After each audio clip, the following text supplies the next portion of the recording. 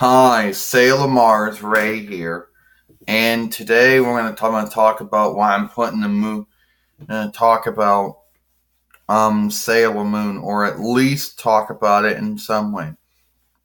Now, there are many things about Sailor Moon that a lot of people want to talk about, and then today I'm going to talk about homosexuality in Sailor Moon.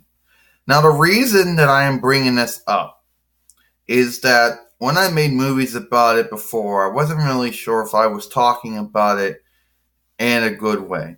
I mean, I was talking about it in a good way, okay? But I'm going to explain, accepting intolerance. Now, many people, many men and women, have a different win on it. Regardless if you say that it's a choice or not, that's not what this movie's about. Now, in Sailor Moon, there are characters who are homosexual. Now, regardless of what spectrum they belong to, that's up to your own imagination. You have Zoidfight and Kunfight from season 1, who are obviously homosexuals. Now, they didn't do anything sexual in it, but the fact that they were at least hugged from time to time could assume you know.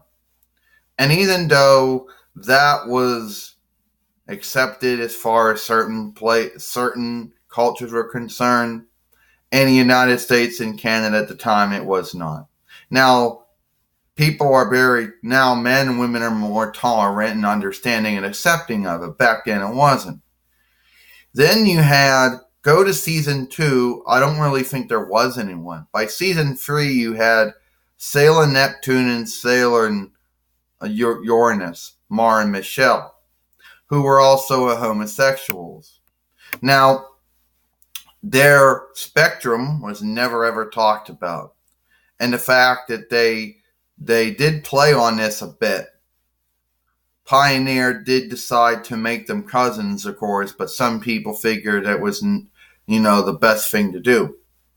Now, even though it may not have been a good thing to do, they were still homosexuals, and it was what it was. Now, go to season 4, and you have Fisheye, who's a cross-dresser. Now, you could make the argument that cross-dressing itself could not necessarily be homosexuality, but it could be.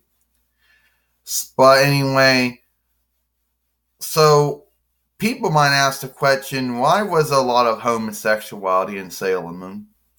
Well, because in daily life, there are people who are homosexuals. Now, regardless of what their spectrum is, or regardless of how they came to that, is their own business.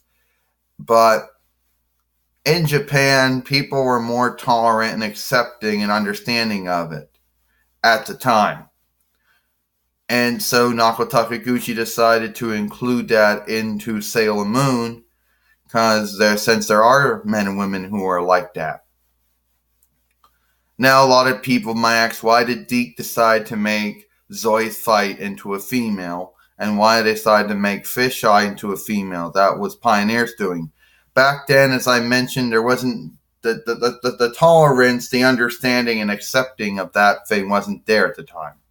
Now more people are more tolerant, more understanding, and more accepting of that sort of thing. But back then, it was considered not good to have it on the foreseer.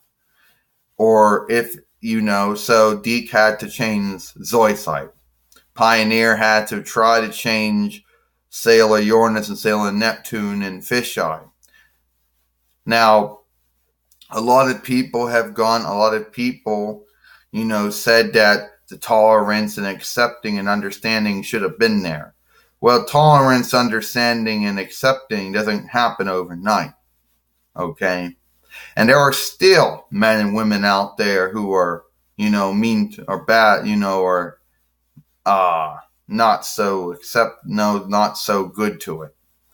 But a lot of people are these days. So, yeah. But if Sailor Moon's English adaptation, the first one, would have been done today, chances are those things would have not even been a problem.